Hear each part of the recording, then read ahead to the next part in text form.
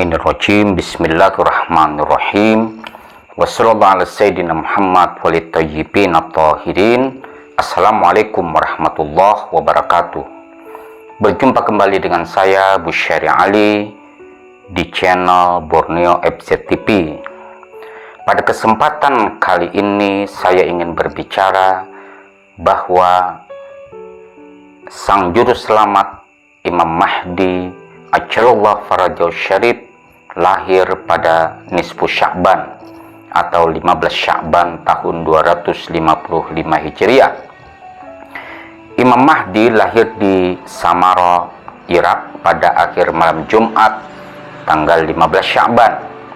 Malam itu dianggap istimewa dan disarankan untuk diisi dengan ibadah, serta disarankan untuk berpuasa keesokan harinya. Saran ini didasarkan pada hadis-hadis yang terdapat dalam kitab-kitab hadis yang sahih seperti Sunan Ibnu Majah, Sunan Turmiji dan lainnya, serta hadis-hadis dari para imam Ahlul Bait alaihi wassalatu wassalam. Tahun kelahiran Imam Mahdi umumnya dipercaya terjadi pada tahun 255 Hijriah, meskipun ada beberapa riwayat yang menyebutkan tahun 256 Hijriah atau 254 Hijriah.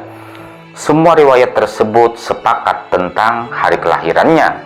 Bukti yang lebih kuat menunjukkan bahwa tahun 255 Hijriah lebih mungkin berdasarkan beberapa bukti, termasuk informasi dari sumber-sumber yang lebih tua seperti kitab Al-Ghaibah karya ulama terpercaya Syekh Ibnu Sajan. Bukti lain yang mendukung tahun 255 Hijriah adalah bahwa sebagian besar riwayat yang menyebutkan hari kelahirannya mencatat hari Jumat pada pertengahan bulan Sya'ban, meskipun tahun kelahirannya berbeda. Setelah penyesuaian penanggalan, ditemukan bahwa pertengahan bulan Sya'ban yang jatuh pada hari Jumat pada tahun 255 Hijriah, bukan pada tahun-tahun lain yang disebutkan dalam riwayat-riwayat tersebut. Perbedaan dalam riwayat ini adalah hal yang biasa dalam sejarah. Penanggalan kelahiran dan kematian bahkan terjadi pada kakeknya Rasulullah Sallallahu Alaihi Wasallam. Namun perbedaan tersebut tidak mempengaruhi penetapan kelahiran mereka. Kisah kelahiran Imam Mahdi telah diriwayatkan oleh banyak ulama dengan sanad yang sahih seperti Abu Ja'far Tabari, Fadl bin Sadan, dan lain-lain. Mereka menceritakan kisah tersebut secara lengkap atau ringkas.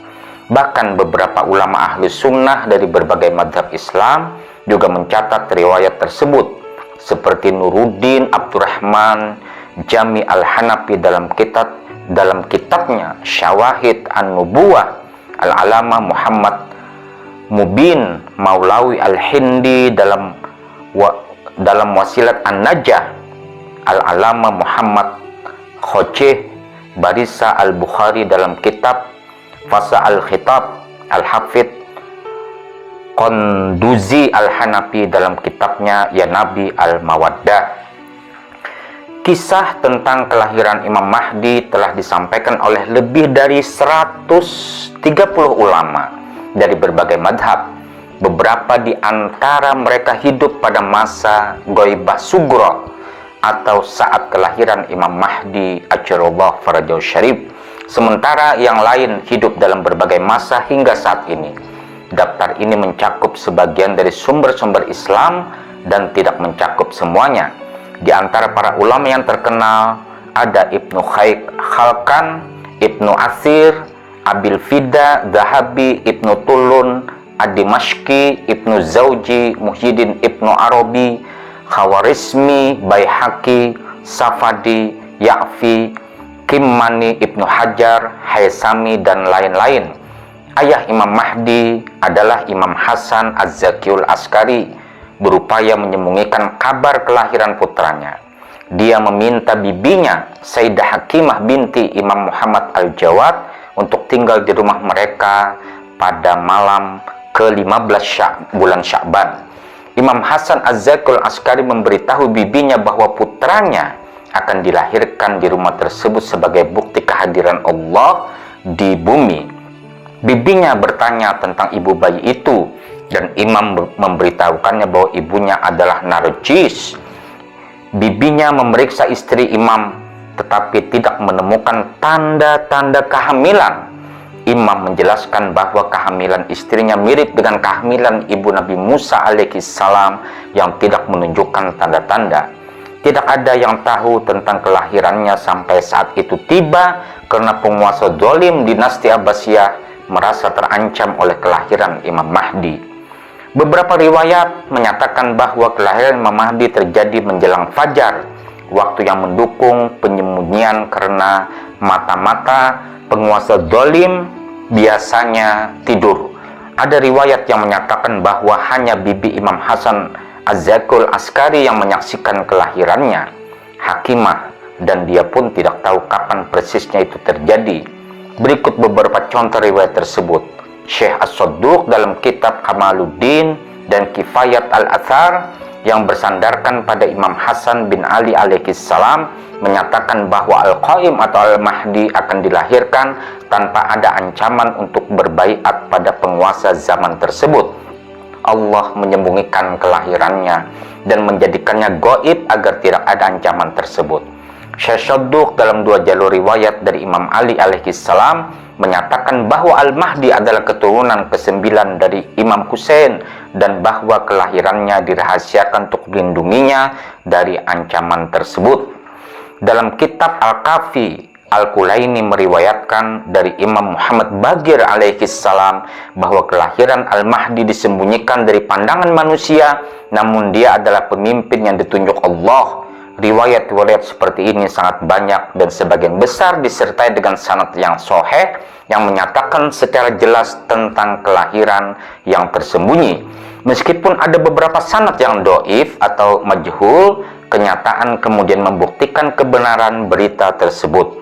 Hadis-hadis yang mulia menjelaskan bahwa kelahiran yang dirahasiakan adalah salah satu tanda yang membedakan Al-Mahdi yang dijanjikan, yang merupakan putra Fatimah Zahra alaihissalam sebagaimana diberitakan dalam hadis-hadis nabawiyah.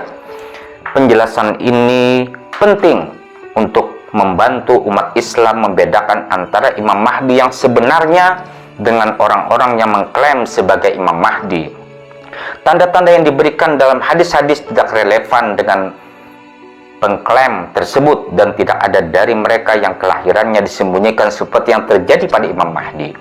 Alasan dibalik kelahiran yang dirahasiakan seperti yang dijelaskan dalam hadis-hadis sama dengan alasan dibalik kelahiran Nabi Musa alaihissalam adalah untuk melindungi bayi dari penguasa zalim yang ingin membunuhnya. Ini penting agar Imam Mahdi dapat memenuhi perannya sebagai utusan Allah Subhanahu wa ta'ala untuk memperjuangkan keadilan dan memperkuat agama Islam. Hadis-hadis ini telah tersebar di kalangan muslim dan dicatat oleh ulama sebelum kelahiran Imam Mahdi.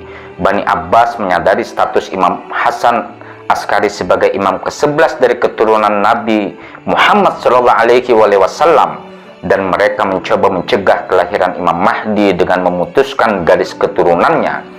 Tindakan keras Bani Abbas untuk mencegah kemunculan Imam Mahdi menimbulkan pertanyaan tentang motif mereka. Meskipun tidak ada catatan langsung tentang kekejaman mereka, hal ini menunjukkan bahwa mereka ingin menghentikan garis keturunan imam untuk mencegah kemunculan Imam Mahdi ajallallahu farajahu syarif. Fakta bahwa ayah Imam Mahdi, Imam Hasan Az-Zakil Askari, meninggal pada usia 28 tahun, kakeknya Imam Ali Al-Hadi meninggal pada usia 40 tahun, dan Imam Muhammad Jawad meninggal pada usia 25 tahun, menunjukkan tekanan dan bahaya yang dihadapi para imam sebelum kelahiran Imam Mahdi. Upaya-upaya kejam yang dilakukan oleh Bani Abbas terhadap para imam seperti penjara dan pembunuhan menunjukkan keinginan mereka untuk menghentikan garis keturunan, mencegah kemunculan Imam Mahdi. Imam Hasan Askari diriwayatkan berkata, Bani Umayyah dan Bani Abbas menempatkan pedang-pedang mereka terhadap Ahlul Bait Rasulullah Sallallahu Alaihi Wasallam dengan dua alasan utama. Pertama, mereka sadar bahwa mereka tidak memiliki klaim yang sah atas kepemimpinan atau khilafah dan mereka takut akan pengakuan Ahlul Bait tentang hak mereka atas khilafah, yang akan membuat kekuasaan khilafah tetap berada pada pusatnya yang sah. Kedua, mereka mengetahui dari sumber-sumber yang dipercaya tentang ramalan mengenai kehancuran dan penggulingan rezim zolim dan sewenang-wenang melalui tangan Al-Qaim atau Al-Mahdi dari keluarga Nabi Sallallahu Alaihi Wasallam. Mereka menyadari bahwa tindakan mereka termasuk dalam kezaliman dan penindasan, karena mereka telah berusaha membunuh Ahlul Bait dan memutus garis keturunan dengan harapan mencegah kelahiran Imam Mahdi atau membunuhnya. Namun Allah Subhanahu wa Ta'ala memilih menyempurnakan rencananya meskipun orang-orang kafir tidak menyukainya. Semoga apa yang saya sampaikan ini bermanfaat bagi saudaraku sekalian.